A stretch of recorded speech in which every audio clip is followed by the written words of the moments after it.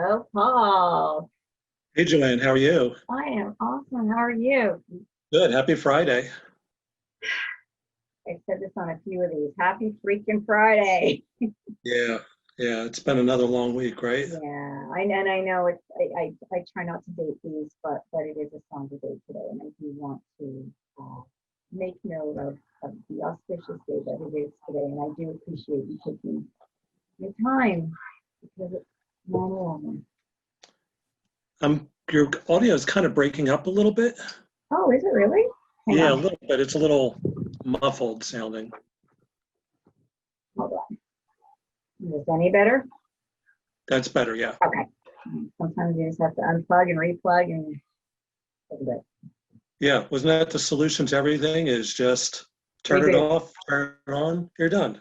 It's too bad Hopefully. we can't reboot the last 6 months, right? Yeah. Last 6 months, last couple of years, Yeah. just so many things, right? Mm, mm. Yeah. Yeah. It's just it's weird. It's like in some ways it's been like the longest 6 months, and in some ways it's been like it's like all of a sudden it's September, mid-September almost. Right. It's the weirdest contrast all the time where it's like time pass it's passed so quickly, but feels like forever. I'm having conversations that I've met mainly because of COVID, because we've had the opportunity, Zoom panels, Zoom chats, things like that. And sorry, that's better. I have to figure out where Yeah, my chair is. there we go. Yeah. There we go. Um, Yeah. and when I think how long I've known some of these people who've become such a huge part of my world over these months, and I've only known you for like 3 months, really? Like, what the heck? Right. So, when did we last connect? We were at We the at Prince, right? yeah, at the Prince show last year in Chicago. So I think you did a presentation like first thing in the morning. Yeah. Probably. Yeah. Yeah. Yeah. And it was because it was before the show officially opened. Right. Yeah. Good sit down chat for a bit, and by that point I was probably on like my fourth or fifth cup of coffee. I remember So you had flown in just that morning, I think, right? yeah, And yeah, you were yeah, just yeah, yeah. I flew out of Philly. Yeah, it was that was crazy. That was the second time I did that, and it was like just fly in, um, do my whatever, and then turn around and get back on the plane in the afternoon and fly back to Philly from Chicago. I wow. mean, it was like yeah, it was, I mean, it wasn't bad. I think the schlep to the airport is like the toughest part for me because that's a good 45 minutes from where I live. So that was the hard part because once I get on a plane, I can sleep on a plane 99% of the time. So I'm not worried about that. Even if you get But stuck in a cramped in the window seat? oh yeah, I don't care. Really? Oh, okay. Yeah, I tell yeah, that to people. Yeah, I've had that conversation with people, but I'm like I'm 5'1", so you can pretty oh much yeah, stick me in any corner and it doesn't really matter. I right. feel bad for people who are actually like a normal size. Right. Yeah. I mean, I will say, I mean, I'm like 5'10", I think. So it is tough. I mean, it's tough on my knees when you're back there and, the business econo class or whatever it is. And it's like, it's tough on the knees. But after a while, I'm just like, I'm going to catch a little bit of sleep here and I nod off. So not And a that's all problem. going to change now, right? Like, I don't know how, have you Oh, been on a yeah. plane? Like, are they, no? And I know No. folks who have, like, are they keeping the middle seat open? Are Uh, they, Yeah, I don't know. I should ask my brother because I know my brother, he's one of my brothers is an attorney and he flies a lot, but I don't think he's flown since all this, started. But from what I understand, everybody has to mask, obviously, and aside from that, I think it depends on the airline if they're putting in, an empty middle seat or not. But I know I'm not getting on a plane anytime soon, so Yeah. I'm okay with that. So how's business been going for you? Kind of all since all this happened. Business has been strangely okay. I mean, it's like the same as since I've been doing this thing for 3 years now.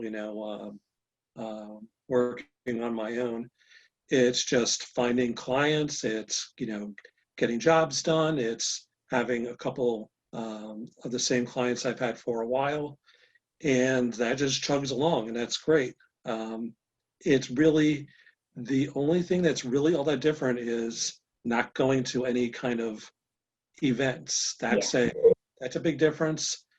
And then there have been like some other activities, some like local groups um, that I would go to events or sort of work with, just in the area of business things. Mm-hmm. And of course, that's all completely gone. And some of them are like, oh yeah, we're going to have like this, like a Zoom meetup or whatever.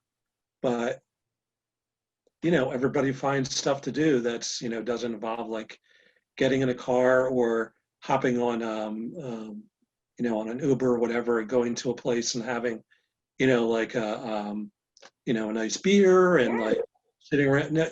None of that. It's all gone. So that I really that I miss, and I miss not having any trade shows to go to. Yeah. I'm not complaining necessarily. I don't, I understand completely everything that's going on. It's just that that part is different. So it's connecting with people is in some ways more difficult because you can't do that like in-person thing. And then the other part of it is just like last year, I was doing some writing for printing impressions, and in the course of that, I went to a lot of like sessions at the Printing United show, formerly the SGIA show, right? So a lot of it was like in between sessions and in between furiously writing like 600 words.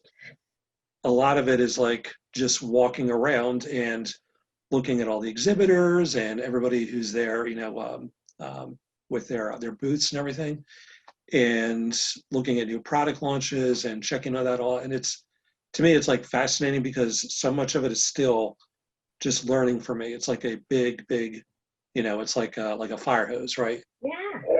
Like going to camp. I find it like going to camp whenever I go to these things, because you get to reconnect with the folks that that you've met over the years on the floor or whatever. You're doing new things, but you're also doing some of the same things, going back to some of the the same restaurants that you hang out at or whatever. But there's that sense of coming home, especially for the industry shows that you go to year over year over year, like the SGIA or the print show. Right. Yeah, you see all the same faces, and they're like, "Oh yeah, like, hey, nice hair. I like the color, or whatever." Or hey, congratulations, you got another kid, or whatever. It's like you sort of catch up because you can only do so much of that with email, and it sort of depends on how close you are with some people, and if you're not like this, then it's just sort of like you catch up, maybe here or there, and that's it. And so that part of it is really that like homecoming, really, not this year, and not So maybe what not about next year. virtual ones? Are you attending any of the virtual events? Yeah, I mean, here or there. Some more of them I catch like archived, afterwards, just because it's like, well, I have to do this or that, or, I have like a deadline on something or a meeting, or, it's just like, oh, or my, life around here, because it's kind of like, my schedule is more fluid. So it's like, well, now I really should like go get that oil change. And, it's like, oh, well, I'll go get it now because it kind of needs to get done today or, next couple of days. So it's like, you know what, it's no big deal if I don't catch this live. I'll just catch it later. And Right. so it's interesting because it really like is in a way, for people who have been working from home for like the last 6 months, I know it's definitely been more of an adjustment. For me, when I became, an independent contractor type guy, it was an adjustment for maybe about 2 or 3 months, and that was it. But I always had like a routine, and Yeah. We've been living the COVID life before we even knew it existed. yep, yep. So Everybody had to catch up. right, yep. And so for me, it's like, well, 90% of it has been not much of an adjustment. Um, Although, again, like I said, there were times when I would like go to a like some sort of a group meeting, like for lunch or whatever, for like other local businesses, shoot around ideas or whatever. And it's like, okay, I know where that is. It's such and such, like a brew pub or something like down the road. All right, I'll be there. Like that's 20 minutes away or 15 minutes away. And for a couple of months, everything's closed. Like everything's closed during the day except for like, the supermarkets, Targets, and gas stations, and that was it for like the first 3 months or so. And then some things started to open up, and it's like, all right, I guess there's more things to do. And I don't like to like go out necessarily and find stuff to do, but it's nice to know that it's there. And that was always something like in the middle of the day. It's like, all right, well, it's 11 o'clock. I guess I'll go to Wegmans and pick up a couple groceries I know that we need or whatever. Right.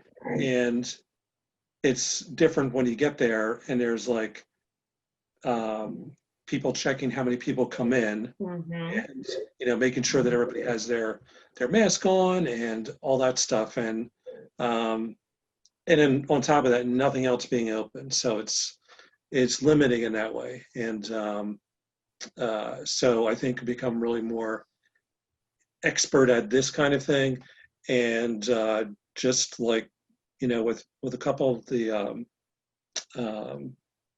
more permanent jobs that I have, we use Monday.com, which is like really a lifesaver because you can just like manage every piece of a project down to like some of the most minute details, and it's great because it neatly organizes everything. Yeah, And they're not a client or anything, right? I'm sorry. They're not a client or anything, are they? I don't think so. No. No. No. But it's You but just it's I really mean, like the software. yeah, I really like the software. I mean, I think when I was with NAPCO, I forget what we used, but we used something else, and it was useful. It's like Slack. It's like Yeah. it just allows you to organize things. And I'm pretty detail oriented because in a lot of ways you really have to be detail oriented. Yeah. And so having something like that allows details to be organized. It's like, okay, this is great. I know what I have to do. It's right there in front of me. It's not just sort of left to chance and left to the whims of, oh, you didn't get that email, or oh, we forgot to put you on that post, or oh, I know I was supposed to do that. It's all there in. Yep. Yeah, you're gonna have to check it out. I still haven't stumbled on the perfect solution for me and for my team. Yeah. There's good and bad in everything, and so True. you end up like, okay, the devil you know, versus the devil you don't. So it's like, do we make the switch? And if we are, it's when it's going to be as close to the perfect solution as we can find. So I've been wanting to test it out. So it's nice to see somebody who's been using it. Yeah, I mean, I really like it. It's one of the companies I work for is mailing.com, and they're a printing company out of Phoenix. And they've done like a rebrand for like the last year, and really focusing more on what their core mission is, and who their customer base is and should be. And there's still like so many things we're doing right now as far as on the marketing side, and I'm creating like a lot of content, and we have all these plans for like the next 6 months, next year, as far as our content marketing. And it's very exciting, but you really have to have like a plan, and you have to have that somewhere besides like a spreadsheet. And spreadsheets are great. No, I've used them, and I do. I love using spreadsheets for some things, um, but when you have something where you're able to see like part of the bigger picture of like what people are responsible for what pieces of it, and it's on a different kind of a calendar, and it's a lot more versatile with all the functions of it, and being able to tag people. I mean, Okay. it's pretty cool. We're gonna check it out. Yeah, right. So I'm gonna ask you the big question. Sure. How have business conversations changed for you in the last 2 weeks? Last 2 weeks. Well, I think the big issue that I've gotten questions about, um, not just the last 2 weeks, but the last 2 months or so, is about the health, operation, safety of the direct mail system, and the U.S. Postal Service. It's, I mean, I have people that I work with and different things. Of my two big clients, and with other companies that I've done different pieces, of content for, and everybody's like, "What is going on?" And it is a gigantic area of concern because, the U.S. Postal Service has been a model of dependability, if not, necessarily like efficiency or, um, innovation.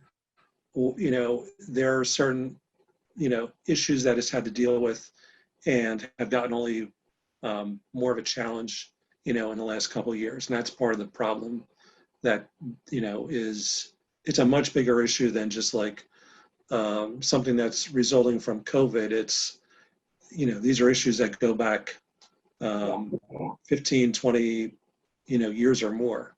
They've just been magnified by the situation against them. Yeah, exactly. I mean, it's sad because, I know like a lot of people at USPS, they're, terrific people. It's amazing like what people do. I mean, it's more than just like people like showing up and putting mail in your mailbox. I mean, there's so many pieces to it. It's just a gigantic ecosystem that is part of the larger print/marketing Well, ecosystem. just a little hint. I haven't posted it yet, but I did want to shoot the shit with Christine. I just posted the trailer last night, and she explains how she spent 3 years learning how to be a postal advisor. Yes, 3 years. 3 years. So that just to me spoke holy crap. So yeah, what you're saying, there's so much that goes on behind the scenes that people can't even fathom. It's not as simple as, somebody comes to your box and picks up the mail and goes to some mysterious sorting plant and somehow it gets where it needs to be. And that's really what people think, and that's all. They just don't have any clue. No, they really don't. I mean, I don't mean to be like contemptuous of people or whatever, or haughty but it seems like, like in a lot of the public discussions, I've seen people on like all the news channels and the local new TV stations and in print, or online sources talking about like, well, it should be this way or that way, and it's like you really have no idea how complex this entire system is. It is. I mean, I can kind of like a grasp of like what it is, but it really is immense. And they deliver like hundreds of millions of pieces of mail every week. And then it jumps up when you consider like packaging, which is the big growth area, the last couple of years. And so there are no easy solutions, particularly because a lot of it is controlled by the United States Congress, which is a model of dysfunction. Well, they're a little busy right now too, right? Besides the rest of the federal government, being dysfunctional. So we were just talking about how conversations have changed, and you touched on packaging. Mm-hmm. And thankfully, I think it recorded all the way up. It froze, like my monitor was froze, but I still heard you talking. Okay, So, well, that's good. So yeah, basically. How about I start by repeating that question? Okay. And then this way, people will wonder, it went from really nice, crystal clear to this, but whatever. right. So part 2, how have business conversations changed for you, Paul, over the last 2 weeks? Well, basically the biggest question on people's minds that I've talked to in the last 2 weeks, in the last 2 months, is direct mail related, omni-channel related, and it's about the health and the safety and the future of the U.S. Postal Service. And you can extrapolate that to mean like all direct mail, which is like why this is a really big issue, because I can't ever remember people talking about like, is the mail safe? Why am I not getting mail? Why are there stories every single day? Sorting machines and mailboxes being removed, and will the ballots be delivered on time? Will they get picked up on time? Well, people had all these questions. Yep. The U.S. Postal Service is a model of dependability. People talk about,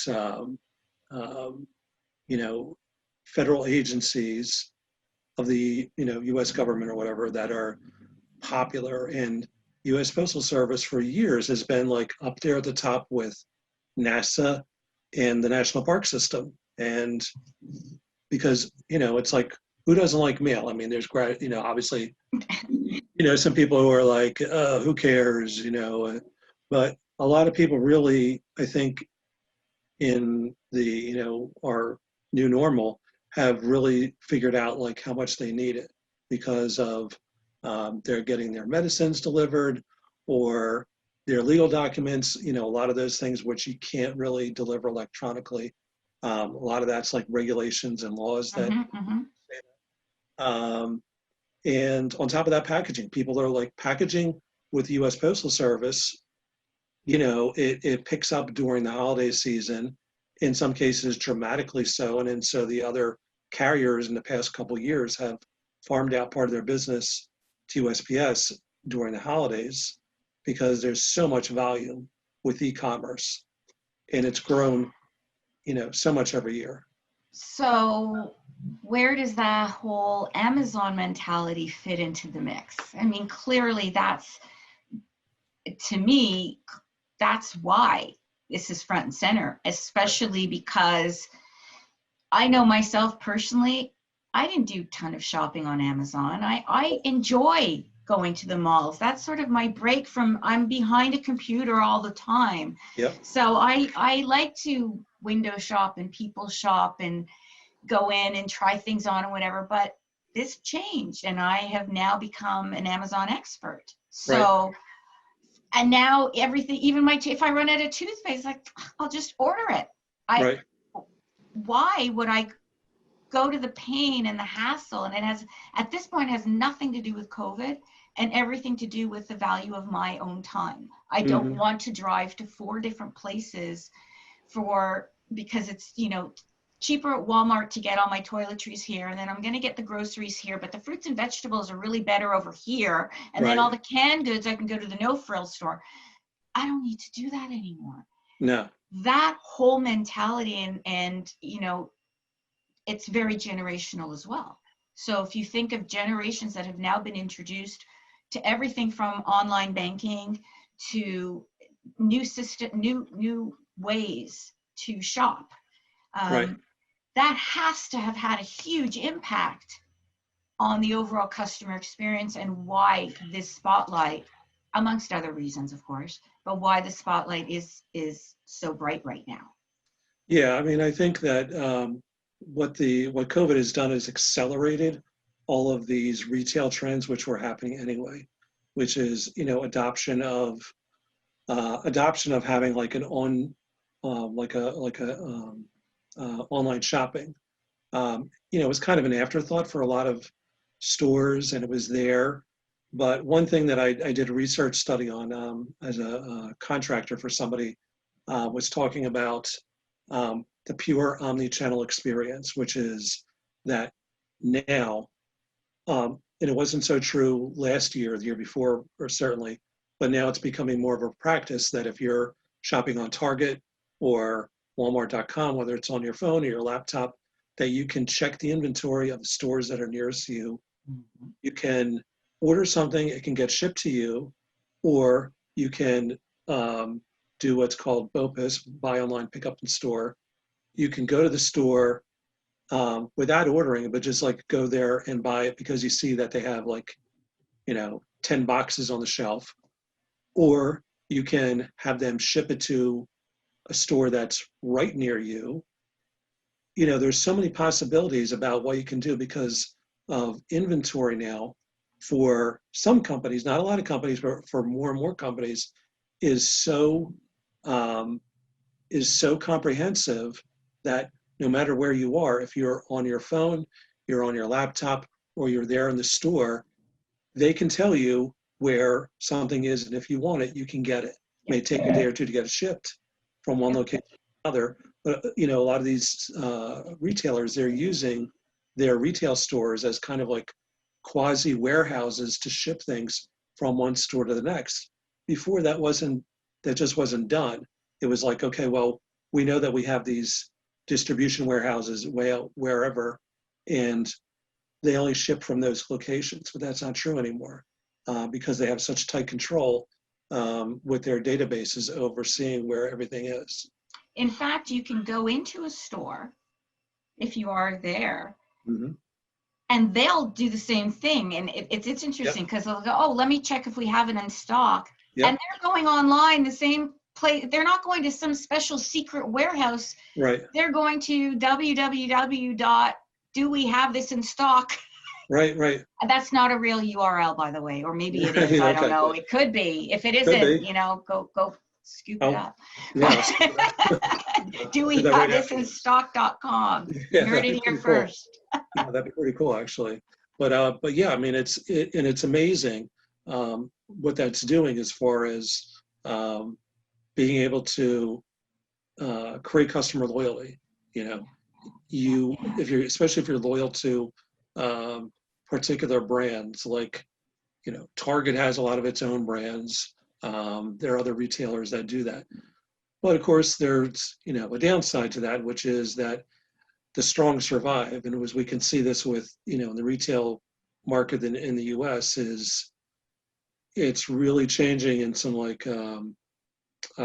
that were, again, probably inevitable, but it's accelerated a lot of this, with like Lord & Taylor and, completely liquidating, and other ones which are like Nordstrom and Neiman Marcus and some other big names, JCPenney, declaring bankruptcy.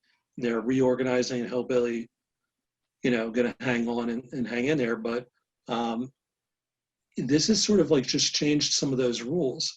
And yet at the same time, you will find plenty of retailers, though, who, after this is over somehow, however this comes to an end, whether, there's still going to be like a real value in going to a retail store and experiencing something physically. Like I know, like with clothes, it's like, well, first of all, my choice of clothes every day has gone from like this down to like this. I was just saying the other day to who was I talking? I don't even remember who I was talking to. I walk into my closet, and of course I'm a bit of a print nerd, so it's color coordinated, right? Oh yeah. So all the blue stuff's together, all the so. Okay, so we won't talk about. Yes, I have a little bit of OCD, but I go in there and I look at it, and it's like, when am I going to wear this again? Right. I only have to worry about the top, which is the COVID mullet. I just really only have to worry about this. And a t-shirt, like, what am I gonna wear? Where am I gonna wear all these shoes? Where am I gonna go? I have, I've heard so many people talking about how they've now just invested in really good walking shoes. Right. Because they're doing so much more walking. It's completely upside down. Yeah. And that's, some of these changes are going to be, permanent, because with, like office space is already really very different. I mean, aside from the people who, they worked at an office and they've been told like, okay, you're going to be home for the foreseeable future. And, there might be a reason to go in like once every couple of weeks for something, but other than that, you're home. Well, then you don't need all these nice, business casual clothes, not to mention, more formal wear. You don't need it. You're not going on to conventions. You're not going out on sales calls. So you don't have to dress up. So that's why, if you're even like a retailers like Ann Taylor and J. Crew and some other ones, they're like, wow, we had all this, all these lines. They're just like all of a sudden, they're not important anymore. Only on the top. Yeah, exactly. Yeah, maybe they should sell like just smocks that you just like wear. It's like those. Do we have this in stock.com? And we're going to add the COVID mullet smock. Right.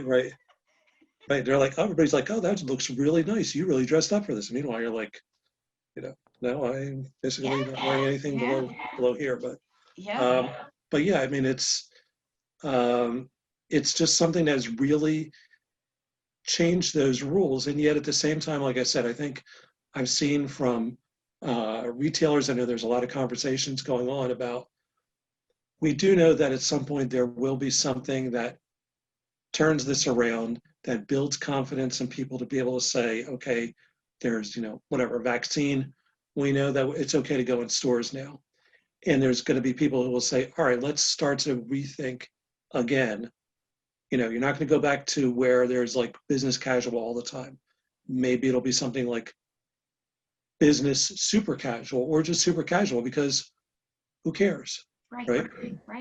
Or it might be the opposite. I found myself in the last few days, now that the weather's gotten a little bit cooler, I'm feeling more like I want to put something a little nicer on. It's just been so long that it's been casual. It's nice knowing that, if I'm going to have a Zoom meeting with somebody, maybe I want to put something on besides like a crappy old Big Bang Theory t-shirt today, right.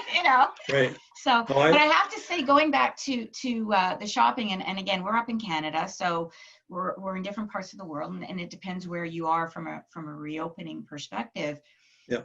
My son works in a fairly large mall, like from the area, one of the largest in Ontario for the area that I live in, and he was saying last weekend he works at Skechers, so shoes, and no plug, whatever. He said it was so busy. He's not seen it, and not just the store, because again, they have a maximum of 12 or 15 people at any given time in the store. And he says there was a lineup outside the store from the time the mall opened till the time the mall closed.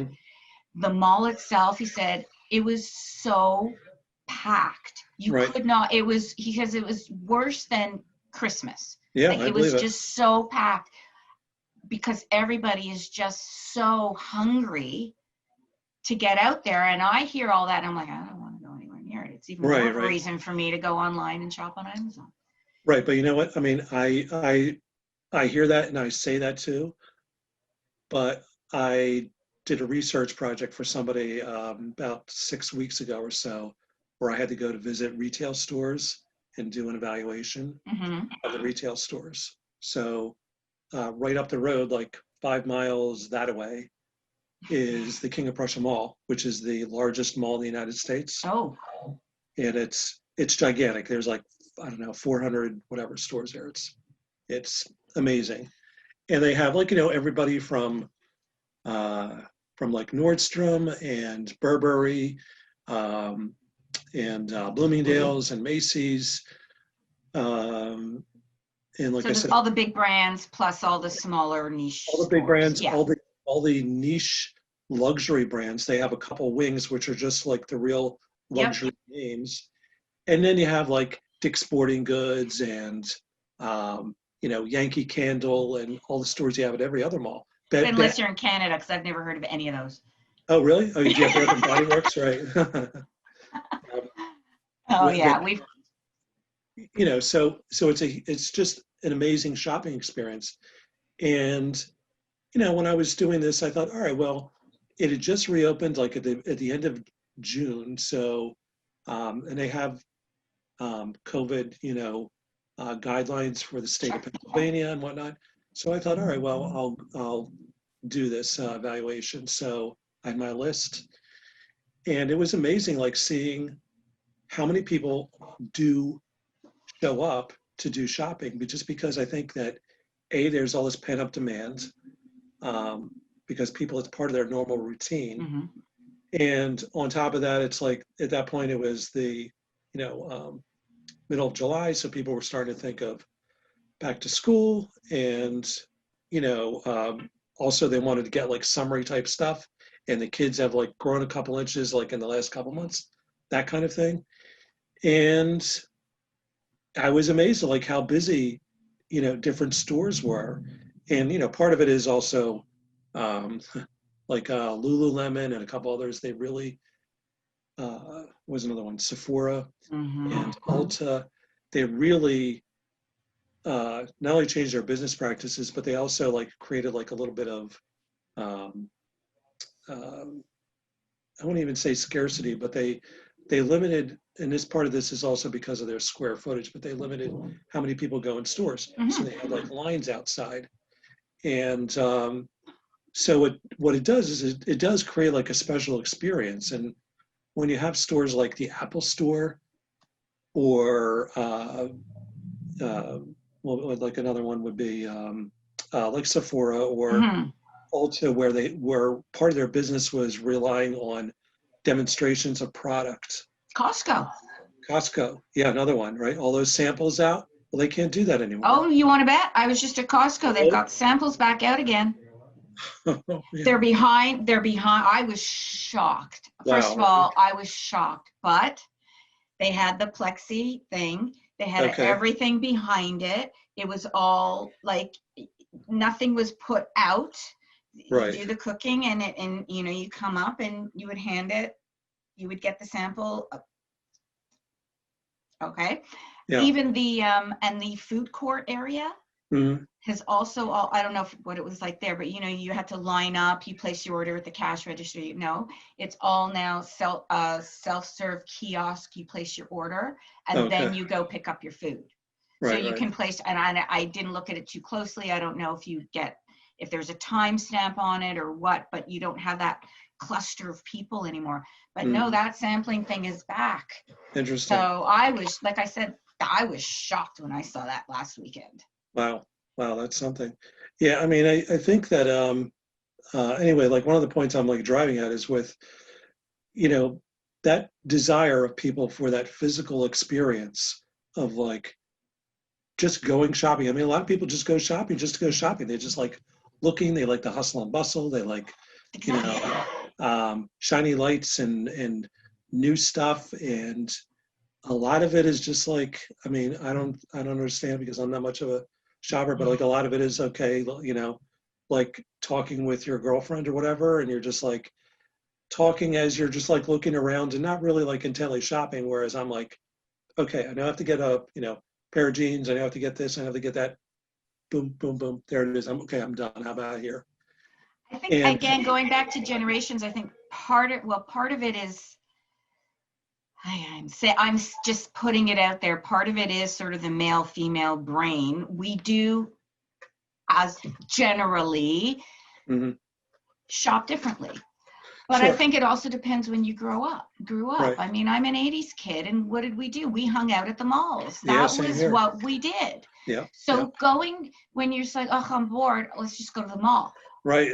That's just, I would say that to my kids, and they're like, what are you talking about? Go to the mall? What am I going to go to the mall for?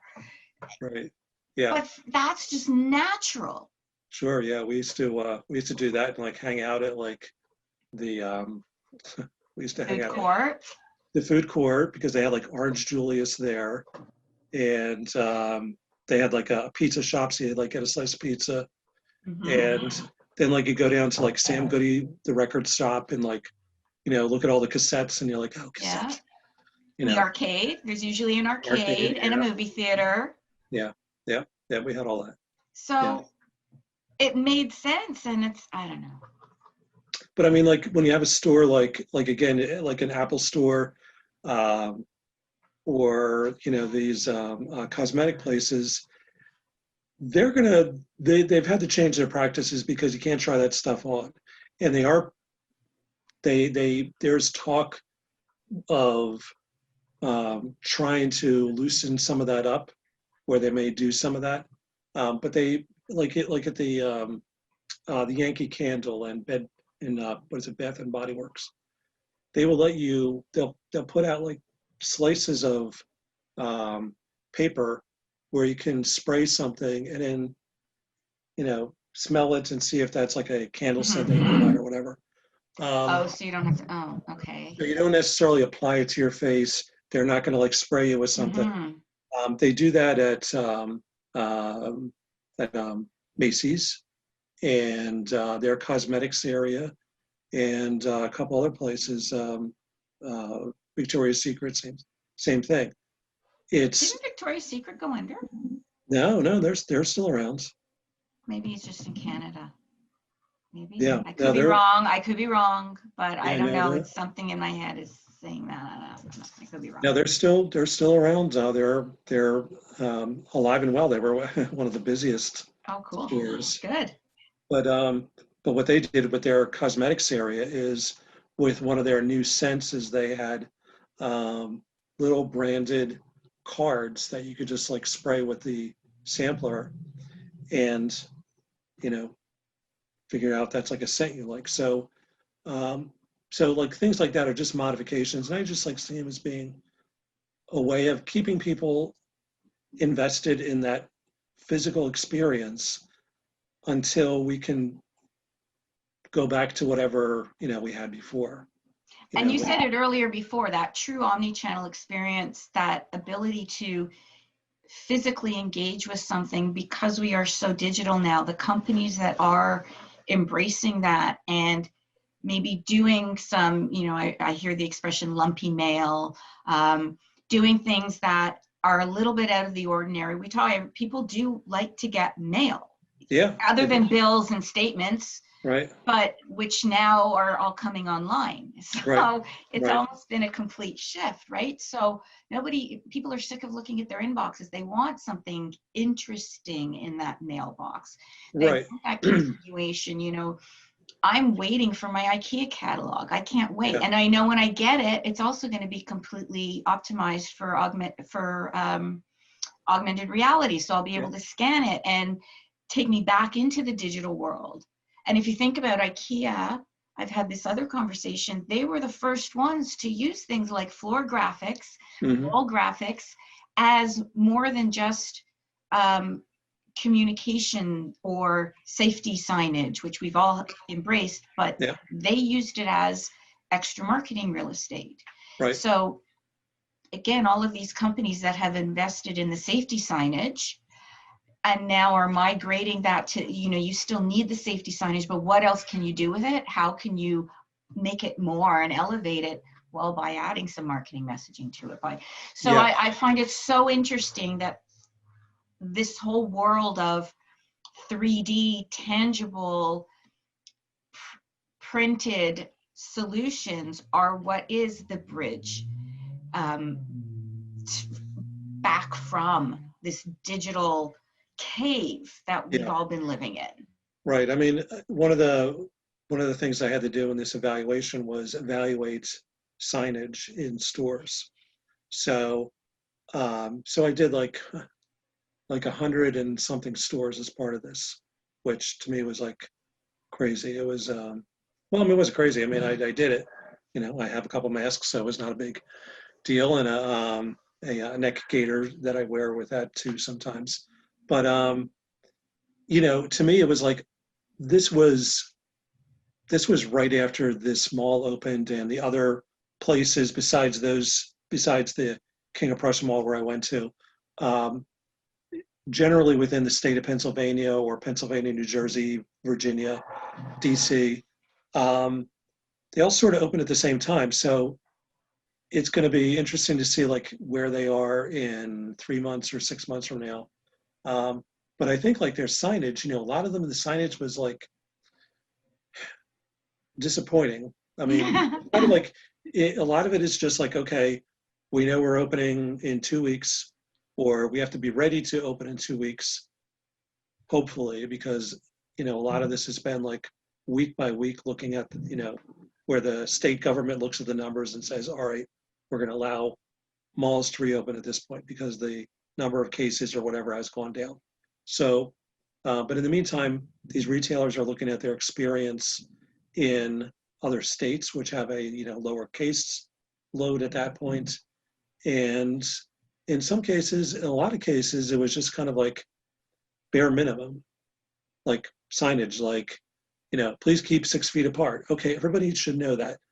Unfortunately, not a lot of people do that, not enough, but people know that. But what impressed me were like the stores, like, I don't know if you have American Eagle, American Eagle Outfitters or Build-A-Bear Workshop, Yep.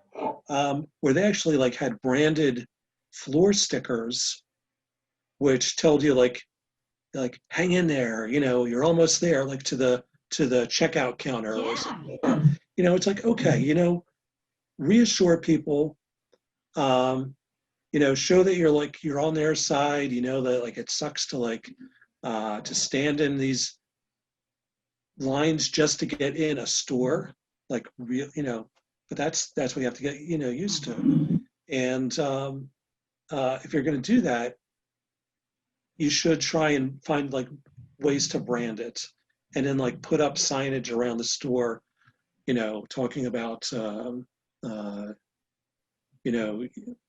what you're doing.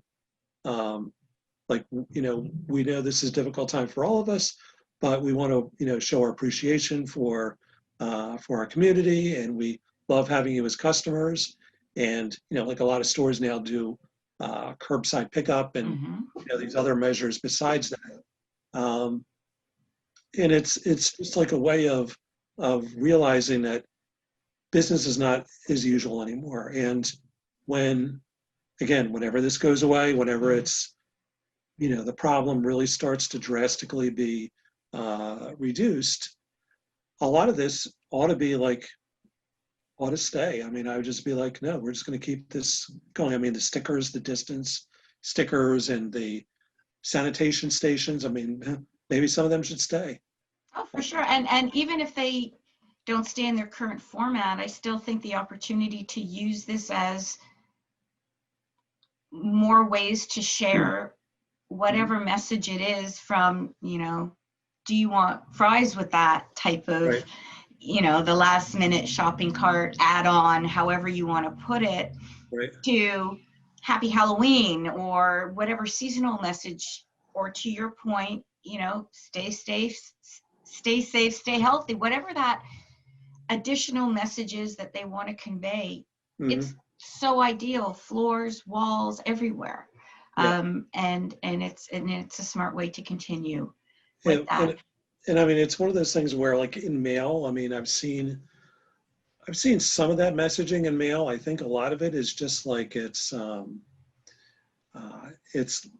like back to school mailings, where I've seen it looks like a back to school mailing from last year or 5 years ago, and not much different, like really no different, except there might be like a headline like, yes, we have curbside pickup, or call an order ahead, or, go to the website, and, there might be some language that they didn't have before, but it's really not different. And I mean, I guess it's like it's a fine line, if you're a retailer, they don't want to do something that's like, okay, we're totally changing who we are, what our brand image is, just because of COVID. But at the same time, if your brand image wasn't like all that strong anyway, is it still relevant? Maybe it's not. Maybe it's time to refresh that brand image a little bit too, right? Yeah. I mean, like you look at like your companies like Home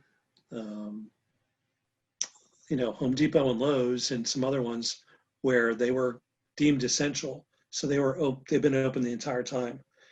And a lot of them just sort of like pivoted and said, okay, we know what we have to do, and we have to besides putting up all the signage, they sold different safety gear that they didn't sell before, or where it was like way back in the corner Yeah. somewhere, you know. Now it's like right up near the front door, and so it's sort of like, you know, realizing what the situation is, and not necessarily again like saying like let's take advantage of it, you know, because but part of it is like, yeah, you do have to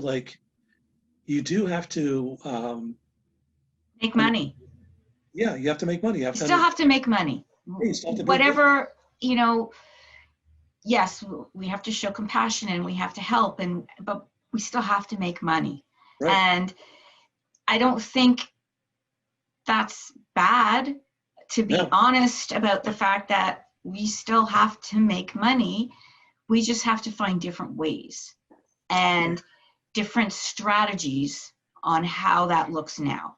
right, I think that's really what the shift is. And, you know, to your point, those companies, the Lowe's, the Home Depots, how does, or even some, you know, commercial printers or those who jumped in for, how does knowing that you are an essential service change how you position your business? Does right, it change? Is that something you now want to feature?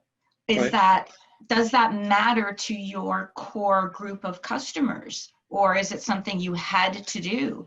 Are you going to continue helping, or are you going to revert back to sort of the other stuff? What's going to happen to all that equipment that was reconfigured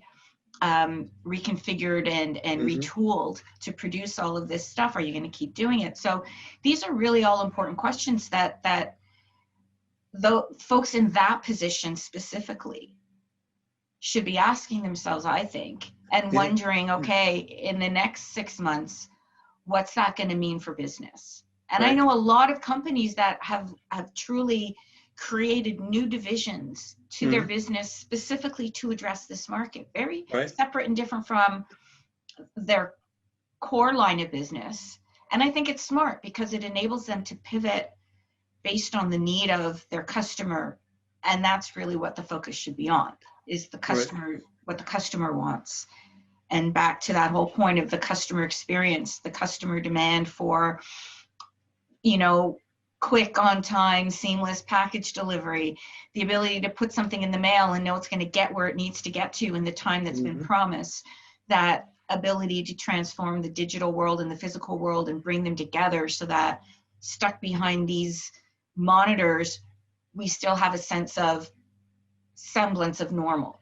right, yeah, yeah, yeah. That's what I mean. That's what it's all about. And you know, the most difficult thing I think about it is realizing that you know, 6 months ago, if you would like ask most people, well, how would you think that all this is going to go? And I think everybody probably was totally wrong. You know, We didn't know. We still don't know. Let's we be still don't real. know. Schools are reopening for us. Schools open this week. Right. There's already been a huge backlash, you know, Yes. to, Yeah. we don't know. So Right. I can't believe I'm saying this, but I really do feel badly for all the people in charge of people. Mm-hmm. The government work, like the politicians and all the mayors and all the ombudsmen and all of the governors and all the people who represent people, Yeah. who have no friggin' clue what to do No, next. they have And no we're clue. all just trying to figure it out, and we're getting it wrong in many places, Yeah. but we're also getting it right Right. in Right. many places. And A you lot of know, it is really kind of like almost luck. You know, it's like if you throw enough stuff against the wall, some of it's going to stick, and you're like, okay, let's do more of that and less of that. That doesn't work. You know, that doesn't work like we thought it would. it's like having a baby. Like, you don't know what you can read all the books in the world. You have no Right. clue what to expect those first like 72 hours. Yeah. It doesn't matter what anybody tells you. You have no clue, and you're constantly, and it takes a lot. And then finally, when kid number 2 shows up, it's like, okay, I know what I'm doing. I feel relatively in control right now because I've been through it. Well, Yeah. not that I'm saying we need a second wave. Please, I hope we don't have one. But I have to believe if one does come, at least we will have a better sense of, okay, we know we need to do this to get it in control. Mhm. So I don't know.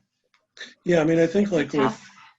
yeah, it's tough. And I think like, you know, like I said, part of it is with a lot of these companies, again, like retail, because it's just such a big part of the economy, where you had these companies which were producing things, selling things, again, like your big department stores, they were on the outs anyway. And I feel very sympathetic to whoever worked there or who their suppliers are, whatever. Um, but these, a lot of these changes were kind of inevitable. And what I think is, what some companies have to do is basically just say, like, look, what do we have to do not to be put out of business by Amazon Mm-hmm. or by Target or these other retailers that are, Walmart is huge, obviously.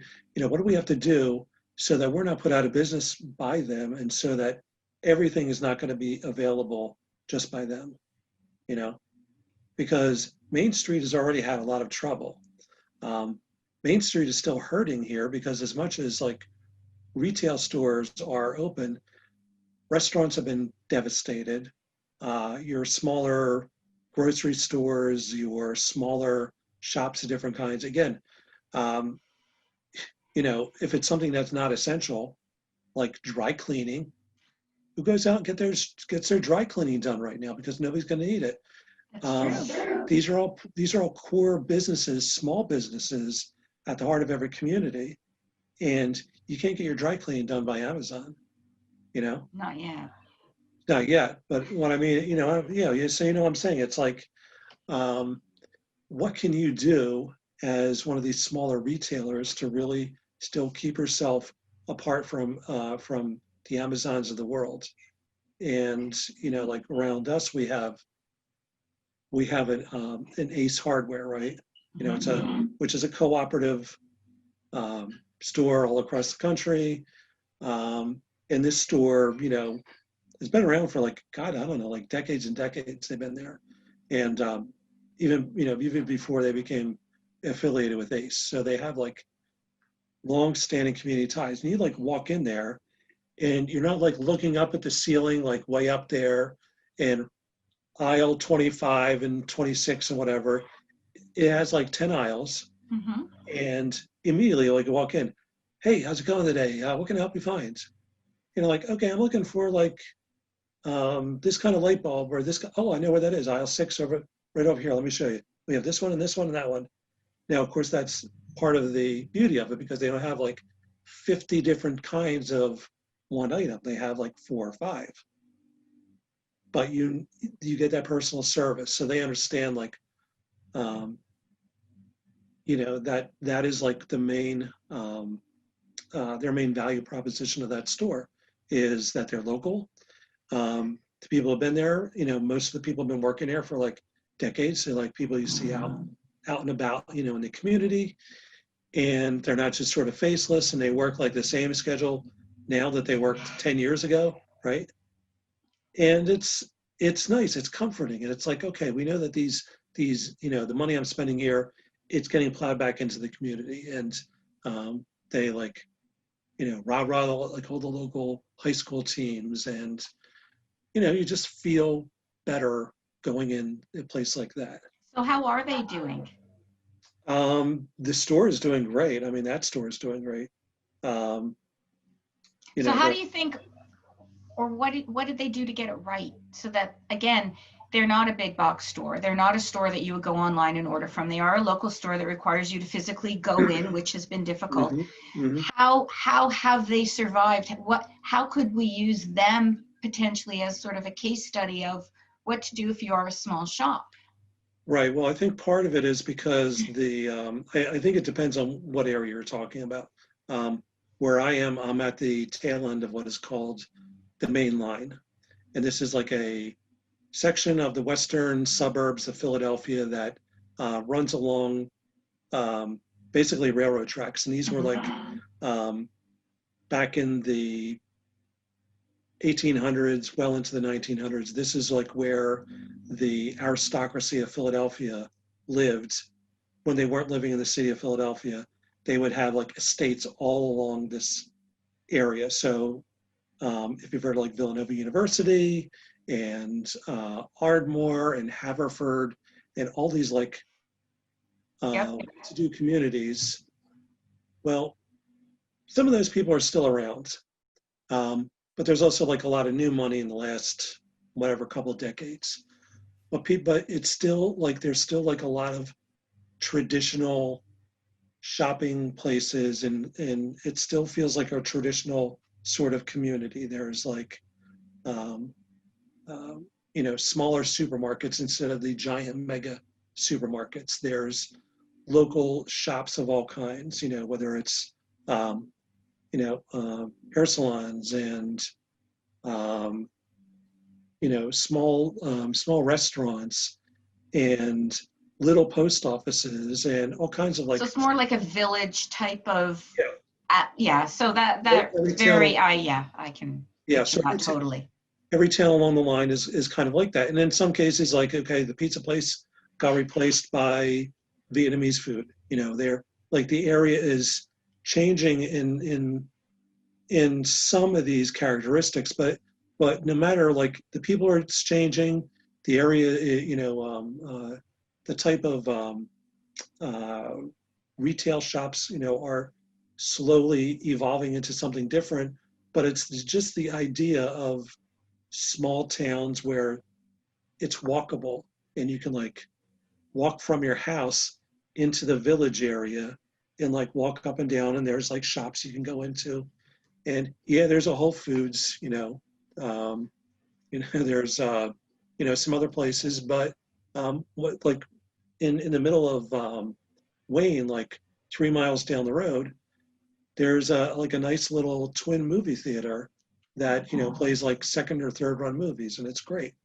So there's restaurants, and it's just like very very homey, and like people like when it would be before COVID, they like hang out and like wave and you talk to your neighbors and that kind of thing. And it's just not like the real suburb. Well, I'm not even suburban. It's not even like the real like exurban lifestyle where it's just like development after development after development. There is that. There definitely is that, and unfortunately, that's encroaching, but not as much of it. So, like to get back to your question about the hardware store, they're like in a little shopping center of like maybe 15, 20 stores where there's like a bunch of like local ones, and there's a Thai restaurant, and there's like a Petco. There's got to be a Starbucks or something.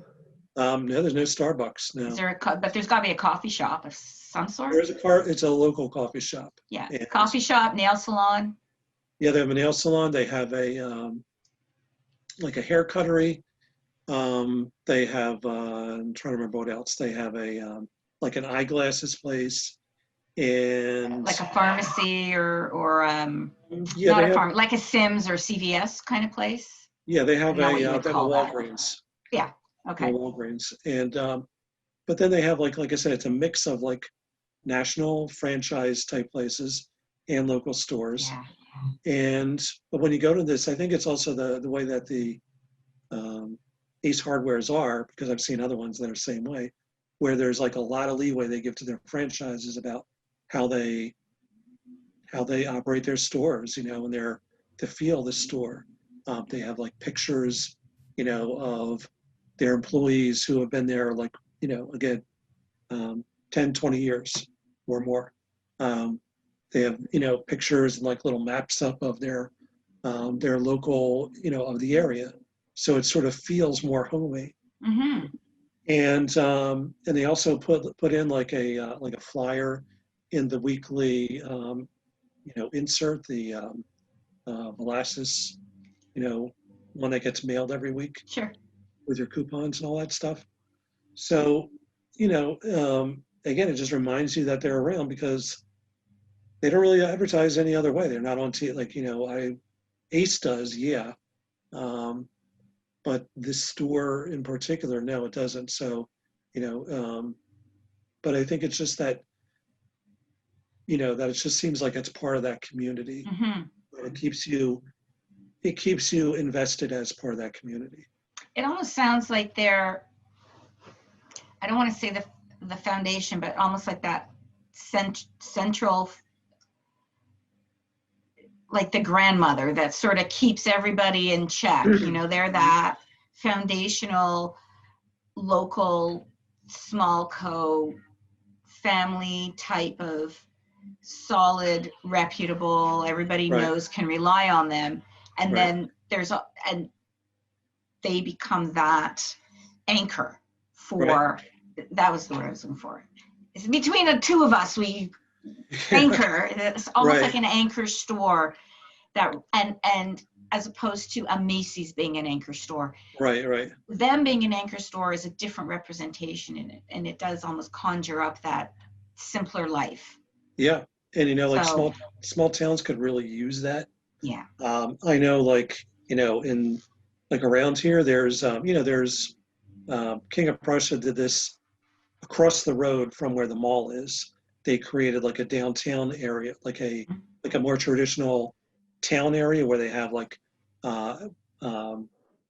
like brick and stone sidewalks and like nice lighting and restaurants and other places around here have done that as well, where they don't make it look just like a gigantic parking lot with a strip of stores or whatever.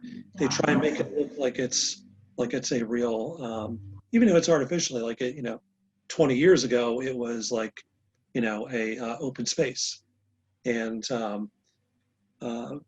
but it still seems like it still seems kind of like a little artificial. I like areas where you have like real shopping, and that's one of the things that I know kills me, like from some of my friends in New York who are just like, all the restaurants that are closed right now, or barely hanging on, that I can't even imagine, or even in the downtown, in Midtown Manhattan or whatever, where just like they don't have the everyday traffic from office workers, so they're closed, or they're severely restricted. And I know it's similar, in downtown Philly, same way. And yet, like if you go like into Northeast Philly, which is a very residential area with like a big commercial strip, not quite that bad there, because again, it's like or West Philadelphia, same thing, like lots of local shops, and they're managing, because they know their traffic walking in through their doors are, people who live in the neighborhood. Well, it makes sense, because it's the local community, it's the family that's going to rebuild Yeah. the broader community, and then eventually one hopes that the communities will reconnect. But Yeah. You've got to start that way and get each mini ecosystem breathing again. Yeah. And Yeah. then connect them all together. And it sounds like that's working. So maybe that going back to that question of what's the case study, well, find those little pockets and bring them back to life and reinvigorate that sense of community, and then keep having that grow. Right. Yeah. I mean, I think so. And because I think a lot of it too is, and this is one thing that people talked about with COVID, is like families are like home longer together. People don't have like 5,000 activities that go off in different directions. Yeah. And it's kind of like, okay, let's go take a walk, and, yeah. Well, that's what I said. People are investing in walking shoes. Right. And bicycles. Peloton. Look at Peloton. What happened to Peloton? Yeah. Oh my God. Yeah, all of it. I said to somebody the other day, I said, Peloton, well, first of all, anybody who does like home fitness sales, their sales are just going through the roof right now. Oh, there's nothing even available. No, there isn't. And They're like that's, sitting pretty. They made theirs sitting back. I've made my quota. I'm good. and remember like when Peloton had those commercials at the end of last year, and people were saying, oh, they're because, they weren't, I can see what people's issues were with the commercials, but now they're having the last laugh. They're like, yeah, look at us. Our sales are going up, tenfold or whatever. Yeah. They're having the last laugh. And, yeah, bicycles. I mean, I was thinking like, okay, I'd like to, there's a lot of hills around here, and there's a really cool trail that goes all the way through like Valley Forge National Park, and part of it goes down to Philadelphia. I mean, it's a really nice trail. And of course, since this, you see 10 times as many people in the middle of the day out riding on the trail or running or whatever. And I thought, yeah, I should get a bike again, because I haven't had one for a couple of years. And no, they're next to impossible to find, except, if you really, really want to spend a lot of money. Oh, yeah.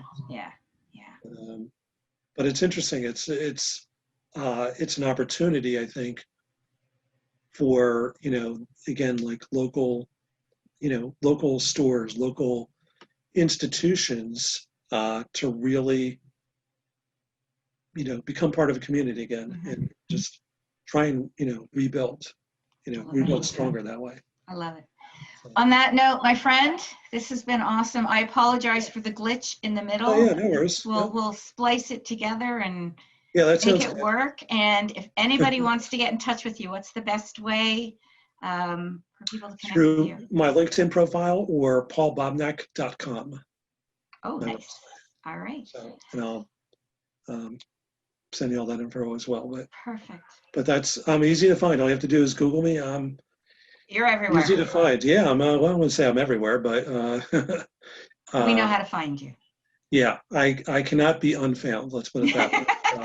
Which is some things can't be unseen, and you cannot be unfound. I cannot be unfound. No, I mean it's funny. It's like one of those things where like people that I went to high school with or college with, and you look up their name, and it's like, did they just vanish off the face of the earth? I don't know. It's like me. No, instantly fine. I mean, besides having a not common last name, but besides that, it's just like really like I don't know. I just certain people. It's like I don't know. Pop up, right? Yeah, it's just awesome. No, I love it.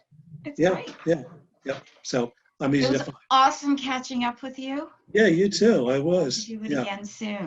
Hopefully in person one of these days. Once this thing is. Yeah. Are you going to be heading over to any of the Explore sessions for the conference? It's virtual this year, so. Yeah, that's on my calendar. Yeah.